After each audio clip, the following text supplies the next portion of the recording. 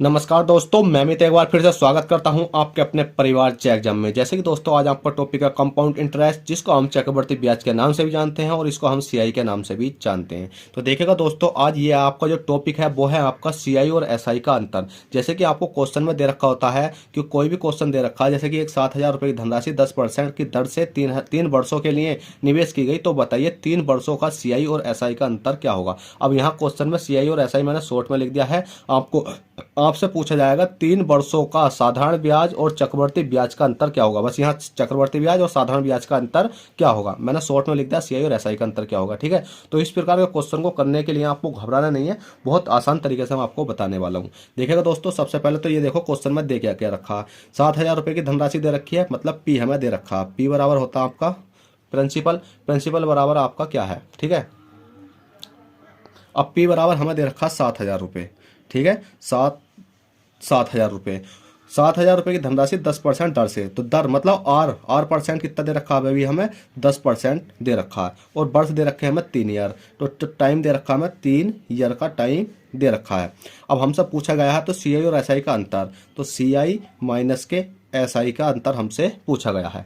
अब देखिएगा दोस्तों, जब सीआई और एसआई का अंतर पूछ लिया गया है तो अब हम इसको बहुत आसान तरीके से निकाल सकते हैं। कैसे निकालेंगे, सबसे पहले तो हमें 10% की फ्रैक्शन वैल्यू याद होनी चाहिए। 1/10 होती है। कैसे होती है, मैंने परसेंटेज टॉपिक समझा रखा है, आप वहाँ जाकर देख सकते हो। अब देखिए फिर भी मैं समझा देता हूँ। जो ये 10% है, तो परसेंट जब आप हटाते हैं तो बटे में कितना आ जाता है, 100 आ जाता है। अब 0 से 0 करिए तो 1/10 आपकी आ चुकी है। अब आपको बस कुछ नहीं करना, जो दर है ना उसमें आप 7,000 का पहले साल का ब्याज देखो और दूसरे साल का देखो और तीसरे साल का देखो। जौन सा आपका प्रिंसिपल मतलब प्रिंसिपल दे रखा है, आपका जो प्रिंसिपल मतलब जो टोटल अमाउंट क्या दे रखा है पर प्रिंसिपल मतलब मूलधन, जो मूलधन पैसे हैं हमारे पास वो 7,000 रुपये हमारे पास थे। और पहले साल का ब्याज देखेंगे कितना है और दूसरे साल का देखेंगे तीसरे साल का, क्योंकि 3 साल का दे रखा। तो कुछ नहीं करना है, 7,000 रुपये को 1/10 से डिवाइड करके देख लेते हैं। तो 0 से 0 करिए, कितने बचे 700। तो जो पहला ईयर है, पहले ईयर का जो ब्याज मिलेगा, दूसरे ईयर का जो ब्याज मिलेगा और तीसरे ईयर का जो ब्याज मिलेगा, भाई 3 साल का ही तो है, क्योंकि 3 साल हमें यहाँ दे रखे हैं। मैं थोड़ा सा ऊपर कर देता हूँ, अब आपको सपा चमक रहा होगा।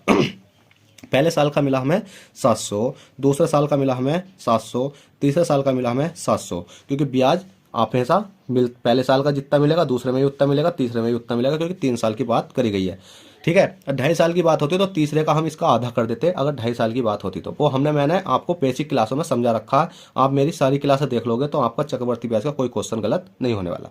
अब उसके बाद में मैंने बताया था ब्याज तो होता है, ब्याज ब्याज के ऊपर ब्याज चलती है। चक्रवर्ती ब्याज में ब्याज के ऊपर ब्याज चलती है। तो अब 700 का कितना निकालना है, 1/10 निकालना है। कहने का मतलब है 700 का जब 1/10 निकालेंगे हम, कितना जाएगा भाई, 0 से 0 70 आ जाएगा। अब आपको देखो 70 यहाँ आ गया और 70 यहाँ आ गया, ठीक है। और उसी प्रकार से एक बार 70 यहाँ आ जाता है। इसकी बहुत बड़ी फिल्म है, इसको समझाने के लिए मतलब काफ़ी समय लग जाएगा। बस आपको यही याद रखना, जब भी आप इसका इस वाले का 1/10 निकालो तो 70 यहाँ लिखना है दूसरे में, और 70 तीसरे में लिखना है और एक 70 आगे लिखना है, ठीक है। अब 70 का भी हमें क्या करना है भाई, 1/10 निकालना है। अब 1/10 निकालेंगे तो देखिएगा 70 का 1/10 निकालेंगे कितना हो जाएगा, 7 हो जाएगा। अब 7 आ जाएगा तो 7 कहाँ जाएगा भाई, आपका यहाँ आ जाएगा। अब आपको कुछ नहीं करना, जैसा क्वेश्चन में पूछा गया है ऐसे ही आपको कर देना है। अब हमेशा याद रखना, जो ये टोटल संख्या होती है, जो ये आपकी टोटल संख्या होती है, ठीक है, क्या होती है भाई, टोटल संख्या। मैं इसको बिल्कुल अंडर कर देता हूँ, ग्राउंड, ठीक है। अब ये टोटल संख्या तो होती है, ये आपकी होती है आपकी सीआई। अब टोटल संख्या होती है आपकी सीआई, और जोन सी ये आगा आगा वाली संख्या होती है, कौन सी वाली भाई, जोन सी ये आगा आगा वाली संख्या होती है, ठीक है। जैसे कि आपको 7,000 मतलब 700 दे रखे हैं, तो ये आगे आगे वाली संख्या तो होती है, ये होती है भाई आपकी एसआई। बस हमेशा याद रखना कि टोटल संख्या तो होती है वो आपकी सीआई होती है, और जो आगे आगे वाली संख्या होती है वो आपकी एसआई होती है। अब सीआई और एसआई का अंतर हम निकाल सकते हैं बहुत आसानी। कैसे, अब हमने टोटल जोड़, सीआई देखते हैं पहले कितना है। अब देखिएगा दोस्तों, सीआई बराबर मतलब एसआई, चलो सीआई जोड़ लेते हैं। सीआई बराबर देखते हैं कितना होता है। सीआई जोड़ेंगे हमारा तो सीआई बैठेगा हमारा कितना, बताइए जल्दी से। अगर हमने इसको टोटल जोड़ कर देखा सीआई को तो कितना बैठेगा हमारा, देखिएगा 7 के 7, 7 दूनी 7 के 7, 7 24, 7 21, 21, ठीक है, 21 हो गया, 2100 हो गया।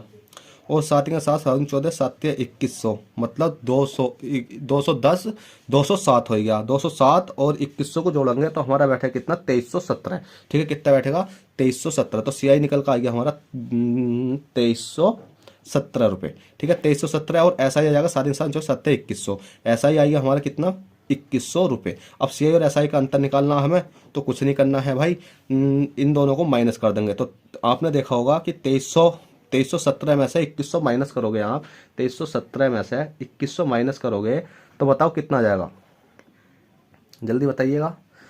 तो ₹217 बचेगा। कितना बचेगा, ₹217। तो आप इनको माइनस करोगे तो कितना बचेगा, ₹217 बचेगा। और सीआई और माइनस एसआई का अंतर कितना जाएगा, 217। और यही आपका राइट आंसर है। ठीक है, तो आप इस प्रकार से निकाल सकते हो बहुत ही आसानी पूर्वक। चलेगा, अब ये क्वेश्चन मैंने आपको डिटेल में नहीं दे रखा, जैसे मैंने आपको यहाँ संख्या दे रखी है PRT, तो इसी प्रकार से मैंने एक संख्या यहाँ दे रखी है, बस इसी प्रकार से हम इसको निकाल देंगे। अब इसको निकालने के लिए आपको कुछ नहीं करना, 5000 दे रखे हैं आपको और रेट की 20%, तो 20% की फ्रैक्शन वैल्यू तोड़ो, कितना होती है भाई, 1/5 होती है। अब समय कितना दे रखा, 2 वर्ष का दे रखा और पी हमें दे रखा, तो हमें कुछ नहीं करना, पहले साल का ब्याज निकालेंगे, पहले ईयर का, और दूसरे साल का ब्याज निकालेंगे। ठीक है, पहले साल का और दूसरे साल का क्यों निकालेंगे भाई, हमें समय दे रखा 2 ईयर का। तो पहले साल का निकालने के लिए ₹5000 थे। ठीक है, ₹5000 और ₹5000 का 1/5% निकालेंगे तो 5×5 कितना बचेगा भाई, ₹1000 बचेगा। पहले साल का जो ब्याज मिला हमें ₹1000 मिला, दूसरे साल का भी ब्याज जो मिलेगा वो कितना मिलेगा, ₹1000 मिलेगा। अब हमें पता ब्याज के ऊपर ब्याज चलती है, तो 1/10 इसका भी निकाल देंगे, मतलब 20% है ना, तो 1/5 निकालेंगे। ठीक है, कितना निकालेंगे भाई, 1/5 निकालेंगे। तो अब ₹1000 का 1/5 निकालेंगे तो 5 दूनी 10, कितना बचेगा, 200। अब देखेगा दोस्तों, बस इस प्रकार से आपको क्वेश्चन करना। ये वाली संख्या तो होती है आपकी, ये टोटल संख्या, ये टोटल संख्या तो होती है भाई आपकी, क्या होती है आपकी, सीआई होती है। और जो सी आगे आगे वाली संख्या होती है ये वाली, ठीक है, जो सी ये वाली संख्या होती है ये होती है आपकी एसआई। और हमसे पूछा गया सीआई, तो सीआई कितना हो जाएगा भाई आपका, सीआई हो जाएगा टोटल 1000, 2000, 2200। कितना हो जाएगा सीआई आपका, ₹2200।